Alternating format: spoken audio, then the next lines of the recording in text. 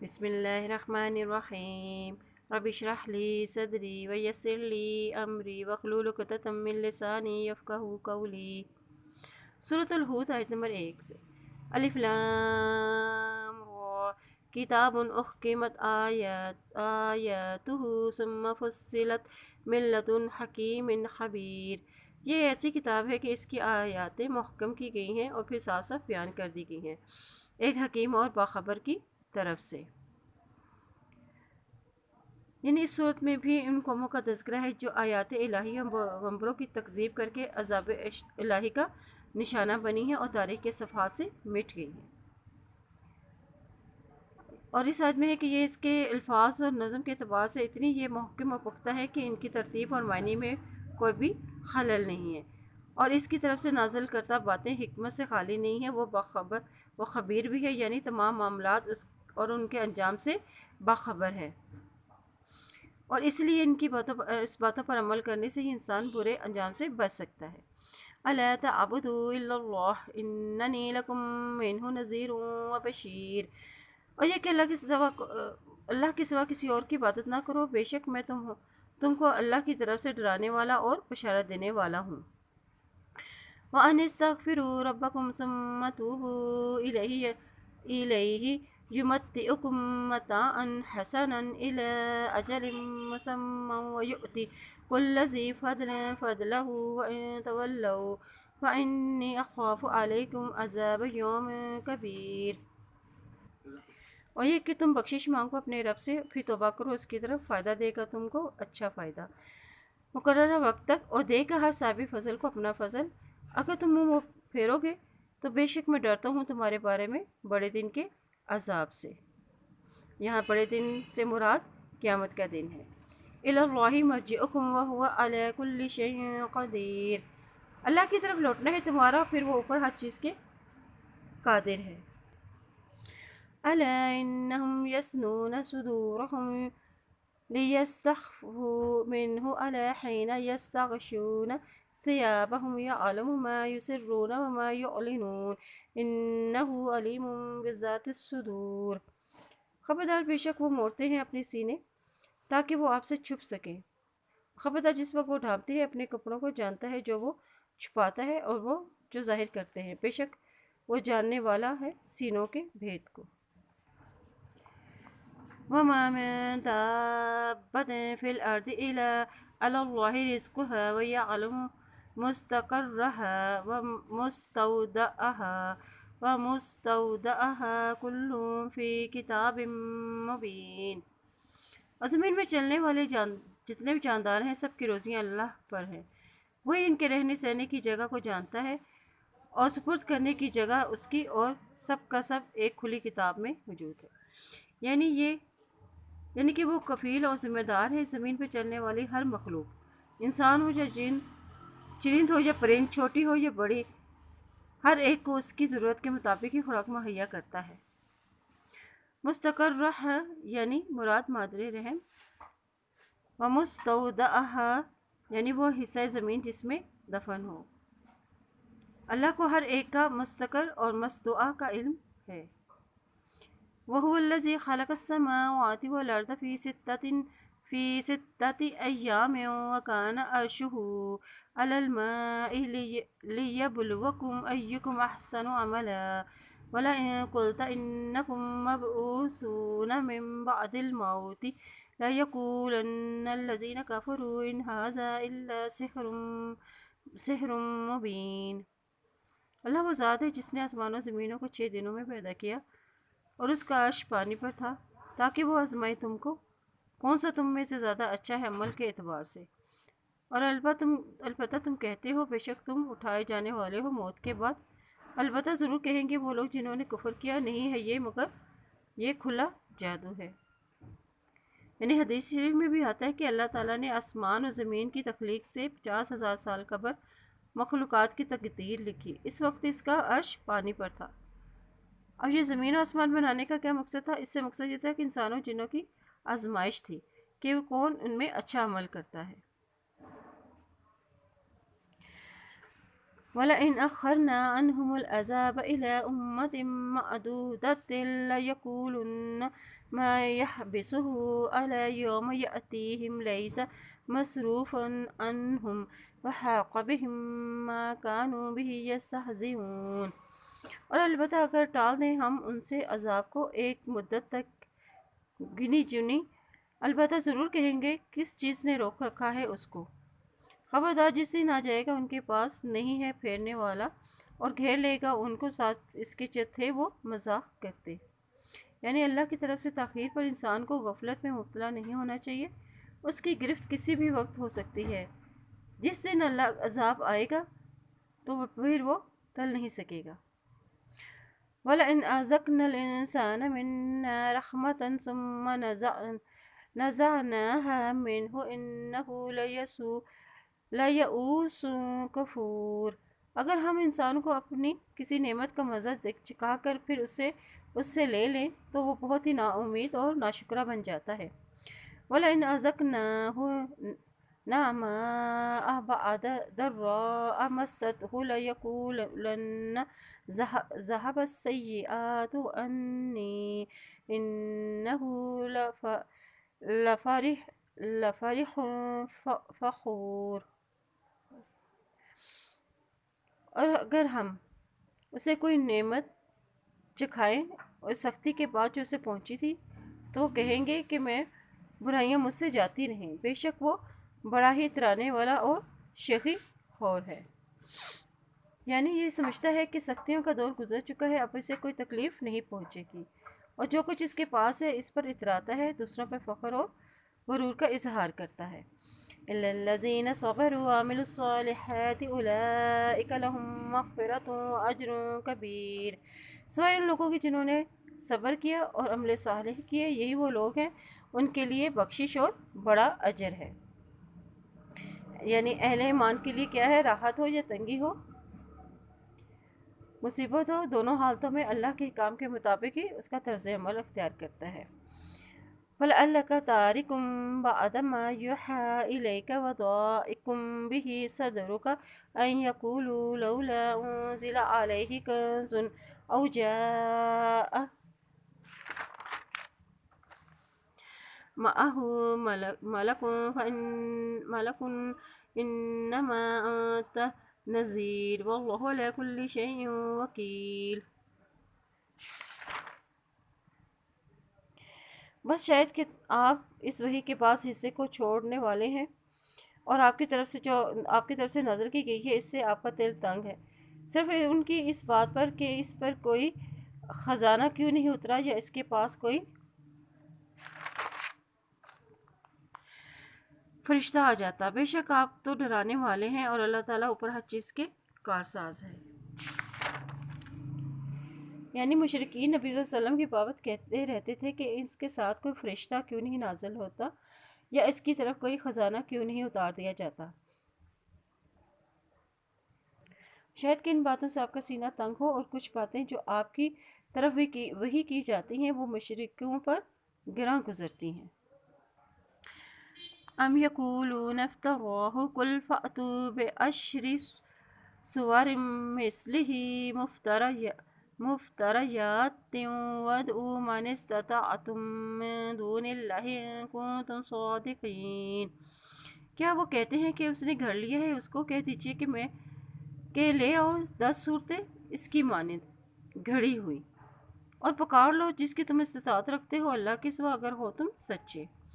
یعنی اللہ نے چیلنج دیا کہ اگر تم اپنے دعوے میں سچے ہو تو اس قرآن کے مطابق اگر یہ کہتے ہو کہ یہ قرآن نبی کا گھڑا ہوا ہے تو تم بھی اس کی مانند 10 آیتیں لے آؤ، اور جس کو چاہو تم بلا لو، مدد حاصل کر لو، لیکن تم ایسا نہیں کر سکو گے۔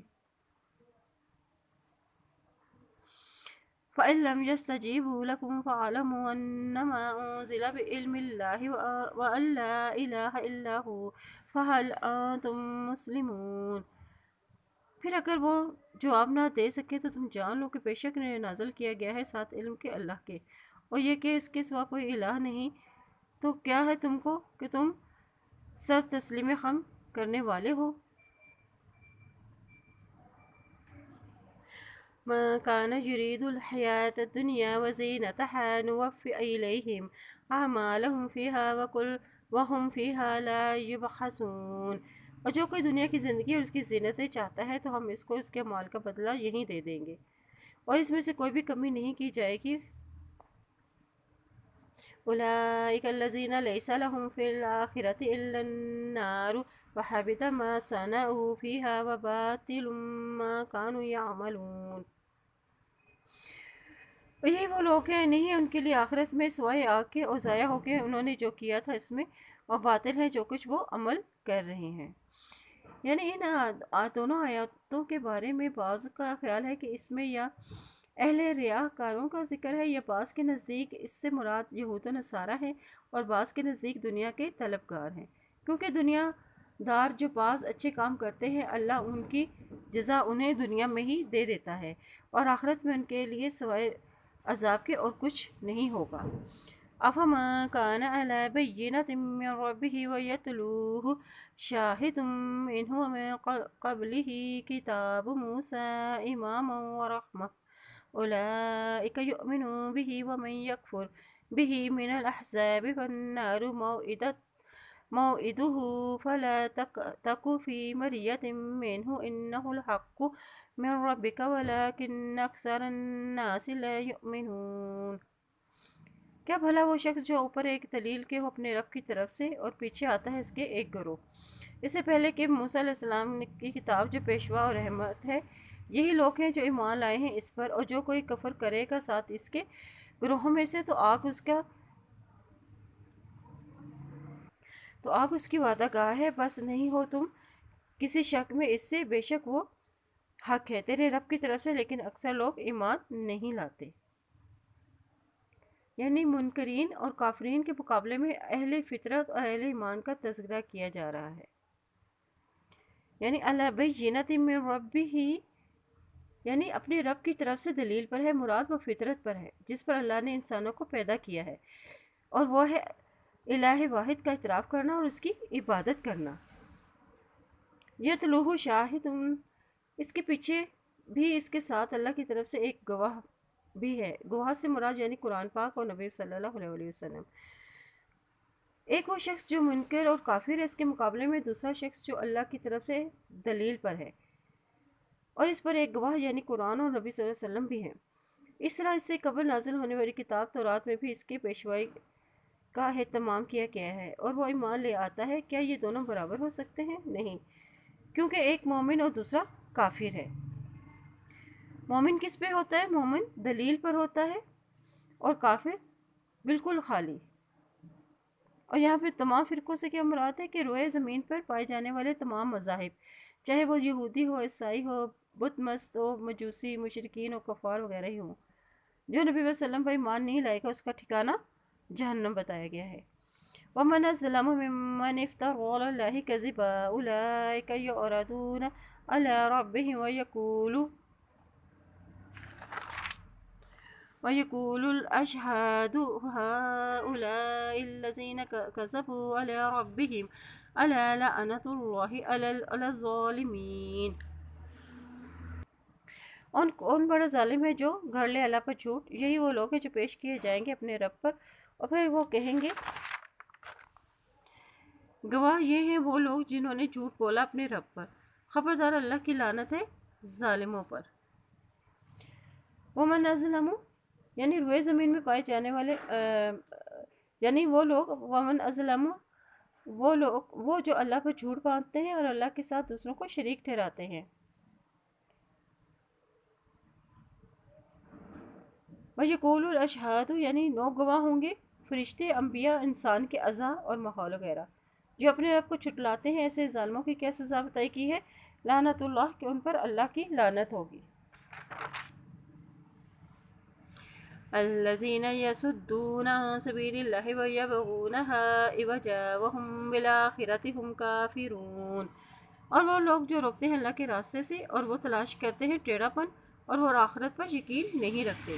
یعنی اب اس آیت میں انہی ظالم لوگوں کا طرز عمل بتا دیا گیا ہے کہ وہ لوگوں کو اللہ کے راستے سے روکتے ہیں، اور کیا کرتے ہیں کہ خامیاں تلاش کرتے ہیں، اعتراضات کرتے ہیں اور تنقید کرتے ہیں، اور کیا کرتے ہیں؟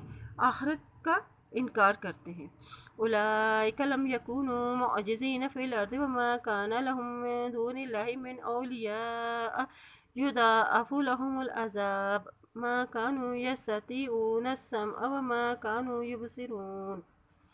نہ یہ لوگ دنیا میں اللہ کو ہرا سکتے ہیں اور نہ ہی ان کا کوئی حمایتی اللہ کے سوا ہو، اور ان کے لیے عذاب دگنا دیا جائے گا، اور نہ سننے کی طاقت رکھتے ہیں اور نہ ہی وہ دیکھنے کی طاقت رکھتے ہیں۔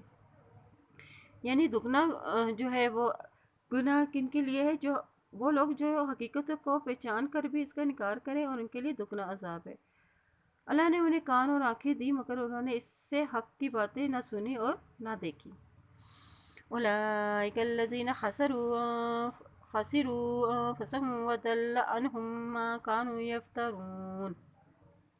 یہ وہ لوگ ہیں جنہوں نے اپنا نقصان خود ہی کر لیا اور وہ سب کچھ ان سے کھو گیا اور جو انہوں نے گھر رکھا تھا۔ اولئک الذین یعنی یہی نہ سننے اور نہ دیکھنے والے لوگ، ضل عنہم گم ہو گئے ان سے، یعنی ان کے سارے جو نظریات تھے، یفترون یعنی جو انہوں نے کائنات اللہ اپنی تخلیق کے بارے میں گھر رکھے تھے سب ختم ہو گئے۔ لا جرم انہم فی الآخرۃ هم الخاسرون، نہیں کوئی شک بے شک وہ آخرت میں وہی ہیں جو خسارہ پانے والے ہیں۔ ان الذین آمنوا وعملوا الصالحات واخبتوا الی ربهم اولئک اصحاب الجنہ هم فیہا خالدون۔ بے شک وہ لوگ جو ایمان عمل صالح کی اور عاجزی کی اپنے رب کی طرف، یہی جنت کے ساتھی ہیں اور اس میں ہمیشہ ہمیشہ رہنے والے ہیں۔ مثل الفریقین کالاعمی والاصم والبصیر والسمیع هل یستویان مثلا افلا تذکرون۔ مثال ہے دو گروہوں کی مانند اندھے اور بہرے کی، دیکھنے والے اور سننے والے کی، کیا یہ دونوں برابر ہو سکتے ہیں مثال میں؟ کیا بھلا نہیں تم نصیحت پکڑتے؟ یعنی پچھلی آیات میں مومنوں اور کافروں اور سعادت مندوں اور بدبختوں کا تذکرہ کیا گیا تھا۔ اب اس میں دونوں کی مثالیں بیان کر کے دونوں کی حقیقت کو مزید واضح کر دیا ہے۔ فرمایا ہے کہ ایک اندھے اور ایک بہرے کی طرح، دوسرا ایک دیکھنے والا اور سننے والے کی طرح۔ یعنی مومن کیسا ہے کہ حق کو باطل میں تمیز کرنے والا ہے اور حق اور خیر کی پیروی کرنے والا ہے اور دلائل کو سننے والا ہے، اور دوسری طرف کیا ہے؟ کافر جو دنیا میں حق کو دیکھنے اور سننے سے محروم ہے اور آخرت میں نجات کے راستے سے بھی بے بہرا ہے، تو پھر یہ دونوں برابر نہیں ہو سکتے۔ وَلَقَدْ أَرْسَلْنَا نُوحًا إِلَىٰ قَوْمِهِ إِنِّي لَكُمْ نَذِيرٌ مُّبِينٌ۔ البتہ تحقیق بھیجا ہم نے نوح علیہ السلام اور ان کی قوم کی طرف، بے شک میں تمہارے لیے کھلم کھلا ڈرانے والا ہوں۔ أَلَّا تَعْبُدُوا إِلَّا اللَّهَ إِنِّي أَخَافُ عَلَيْكُمْ عَذَابَ يَوْمٍ عَلِيمٍ، کہ نہ تم عبادت کرو مگر اللہ کی، اور بے شک میں ڈرتا ہوں تم پر دردناک عذاب سے۔ یعنی یہ وہی دعوت توحید ہے جو ہر نبی نے آ کر اپنی قوم کو دی، کہ اللہ تعبدوا الا اللہ، یعنی کہ نہ عبادت کرو مگر اللہ کی عبادت کرو۔ دردناک عذاب کن لوگوں کے لیے ہے؟ اگر یہ ایمان نہ لائیں اور دعوت توحید کو نہ مانیں تو ان کے لیے تو یہ دردناک عذاب کے مستحق ہوں گے۔ فقال الملأ الذین، تو کہا سرداروں نے، ان لوگوں نے، کفروا من قومه ما نراك إلا بشر مثلنا وما نراك اتبعك إلا الذين هم أراذلنا بادي الرأي وما نرى لكم علينا من فضل بل نظنكم كاذبين۔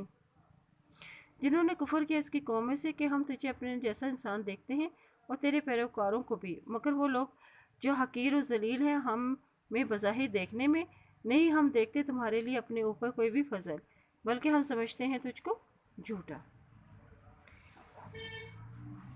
یعنی اب اس میں بتایا گیا ہے کہ اراذلنا بادی الرأی، یعنی حق کی تاریخ میں یہ بات ہر دور میں سامنے آتی رہی ہے کہ ابتدا میں اس کو اپنانے والے ہمیشہ لوگ وہ لوگ ہوتے تھے جنہیں معاشرے میں کم تر سمجھا جاتا تھا اور صاحب حیثیت اور خوشحال طبقہ اس سے محروم رہتا تھا، حتیٰ کہ یہ چیز پیغمبروں کے پیروکاروں کی علامت بن گئی۔ چنانچہ جب شاہ روم ہرقل نے حضرت ابو سفیان سے نبی پاک صلی اللہ علیہ وسلم کے بارے میں باتیں پوچھی تو ان میں سے ایک بات یہ بھی پوچھی تھی کہ اس کے پیروکار معاشرے کے معزز سمجھے جانے والے لوگ ہیں یا کمزور لوگ۔ تو ابو سفیان نے جواب دیا کہ کمزور لوگ، جس پر ہرقل نے کہا کہ رسولوں کے پیروکار تو یہی لوگ ہوا کرتے ہیں۔ اب اہل ایمان کی خوبی کیا تھی کہ اہل ایمان چونکہ اللہ اور رسول کے مقابلے میں اپنی عقل و دانش اور رائے کا استعمال نہیں کرتے، اس لیے اہل باطل یہ سمجھتے ہیں کہ یہ بے سوچے سمجھنے والے لوگ ہیں، انہیں اللہ رسول انہیں جدھر موڑتا ہے وہ موڑ جاتے ہیں۔ اہل کفر باطل کے نزدیک یہ خوبی بھی ایک عیب تھا۔ قال يا قوم أرأيتم إن كنت على بينة من ربي وآتاني رحمة من عنده فأميت عليكم أنلزمكموها وأنتم لها كارهون۔ نوح علیہ السلام نے کہا، اے میری قوم، کیا دیکھا تم نے کہ ہوں میں اپنے رب کی طرف سے ایک دلیل پر، اور مجھے اپنے پاس سے رحمت عطا کی تو وہ چھپائی کی ہے تم پر، اور ہم اسے تھوپتے تم کو جبکہ ہو تم اس کو ناپسند کرنے والے۔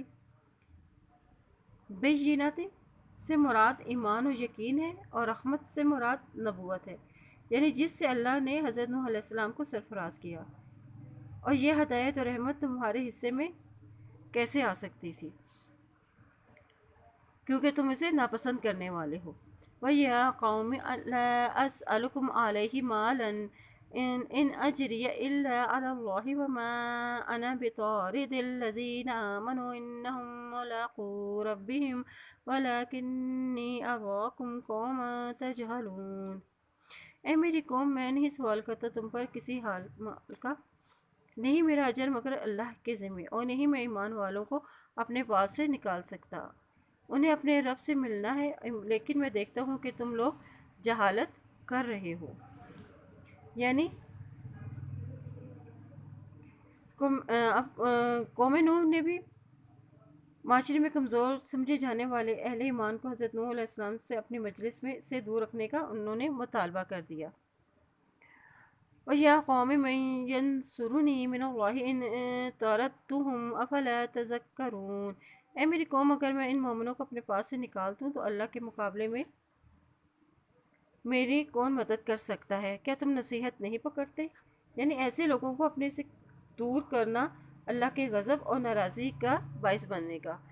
وَلَا أَقُولُ لَكُمْ عِندِي خَزَائِنُ اللَّهِ وَلَا أَعْلَمُ الْغَيْبَ وَلَا أَقُولُ إِنِّي مَلَكٌ وَلَا أَقُولُ لِلَّذِينَ تَزْدَرِي أَعْيُنُكُمْ لَن يُؤْتِيَهُمُ اللَّهُ خَيْرًا اللَّهُ أَعْلَمُ بِمَا فِي أَنفُسِهِمْ إِنِّي إِذًا لَّمِنَ الظَّالِمِينَ۔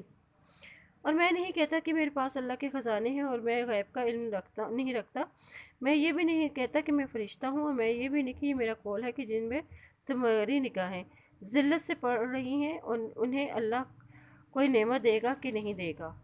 ان کے دلوں میں جو کچھ بھی ہے اللہ جانتا ہے، بے شک اگر میں ایسا کروں تو ایسی باتیں تو میں ظالموں میں سے ہو جاؤں۔ یعنی اللہ نے تو انہیں ایمان کی صورت میں خیر عظیم عطا کیا ہے، جس کی بنیاد پر وہ آخرت میں جنت کی نعمتوں کے مستحق ہوں گے، اور دنیا میں بھی اللہ چاہے گا تو انہیں بلند مرتبے سے ہمکنار کرے گا۔ گویا تمہارا ان کو حقیر سمجھنا اور ان کے لیے نقصان کے باعث ہی نہیں بلکہ تم اللہ کے ہاں بھی مجرم ٹھہرو گے کہ اللہ کے نیک بندوں کو جن کا اللہ کے ہاں بڑا مقام ہے تم انہیں حقیر سمجھتے ہو۔ قالوا يا نوح قد جادلتنا فأكثرت جدالنا فأتنا بما تعدنا إن كنت من الصادقين۔ قوم کے لوگوں نے کہا، اے نوح علیہ السلام، تو نے ہم سے بحث کر لی اور خوب بحث کر لی، اب تو جس چیز سے ہمیں ڈرا رہا ہے وہی ہمارے پاس لے آ اگر تو سچوں میں سے ہے۔ یعنی نوح علیہ السلام نے بحث کر لی، لیکن ہم اس کے باوجود بھی ہم ایمان نہیں لائیں گے۔ یہ وہی حماقت ہے جس کا ارتکاب گمراہ قومیں کرتی چلی آئی ہیں، اپنے پیغمبروں سے کہتی ہیں کہ اگر تو سچا ہے تو ہم پر عذاب نازل کروا اور ہمیں تباہ و برباد کروا۔ قال انما یأتکم بہ اللہ إن شاء وما أنتم بمعجزين. جواب دیا اسے بھی اللہ ہی لائے گا تمہارے پاس، یعنی اس عذاب کو، اگر اللہ چاہے تم اسے ہرانے والے نہیں ہو. وَلَا يَنفَعُكُمْ نُصْحِي إِنْ أَرَدْتُ أَنْ أَنْصَحَ لَكُمْ إِنْ كَانَ اللَّهُ يُرِيدُ أَنْ يُغْوِيَكُمْ هُوَ رَبُّكُمْ وَإِلَيْهِ تُرْجَعُونَ. تمہیں میری خیر خواہی کوئی فائدہ نہیں دے گی، خواہ میں کتنی ہی خیر خواہی کر لوں تمہارے لیے. اگر ہے ارادہ اللہ کا تمہیں گمراہ کر دے، وہی تم سب کا رب ہے اور اسی کی طرف تم سب کو لوٹ کر جانا ہے. ان یغویکم یعنی گمراہ کرنا، یعنی تمہارا کفر اس مقام تک پہنچ چکا ہے جہاں سے انسان کا ہٹ کر پلٹ کر آنا اور ہدایت کو اپنا لینا ناممکن ہے. تو ایسی کیفیت کو اللہ کی طرف سے مہر لگانا کہا جاتا ہے، جس کے بعد یہ ہدایت کی کوئی امید باقی نہیں رہتی. اگر تم بھی اس خطرناک موڑ پر پہنچ چکے ہو تو پھر تمہاری خیر خواہی کرنا بھی چاہوں تو میں تمہیں کوئی فائدہ نہیں پہنچا سکوں گا، کیونکہ ہدایت اور گمراہی اسی کے ہاتھ میں ہے اور اسی کی طرف تم سب کو لوٹ کے جانا ہے، جہاں تمہیں تمہارے اعمال کا بدلہ دیا جائے گا. ام یقولون افترا قل ان افتریتہ فعلی اجرامی وانا بریء مما تجرمون. کیا وہ کہتے ہیں کہ اس نے خود کر لیا ہے؟ کہہ دیجئے کہ اگر میں نے اسے خود کر لیا ہوتا تو میرا گناہ مجھے پر ہے اور میں ان گناہوں سے بری ہوں جو تم کر رہے ہو.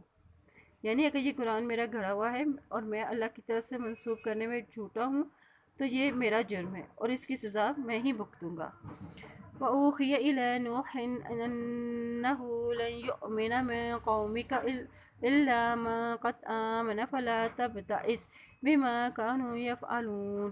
نوح علیہ السلام کی طرف وحی کی گئی کہ تیری قوم میں سے جو ایمان لا چکے ہیں ان کے سوا اب اور کوئی ایمان نہیں لائیں گے، بس تم اب ان کے عمل پر غمگین نہ ہوں. یعنی یہ اس وقت کہا گیا جب نوح علیہ السلام نے عذاب کا مطالبہ اس کی قوم نے کیا. حضرت نوح علیہ السلام بارگاہ الہی میں دعا کی کہ اے رب کہ زمین میں ایک کافر بھی بسنے والا نہ رہنے دے. اللہ تعالیٰ نے فرمایا اب مزید کوئی ایمان نہیں لائے گا تو ان پر غم مت کھا.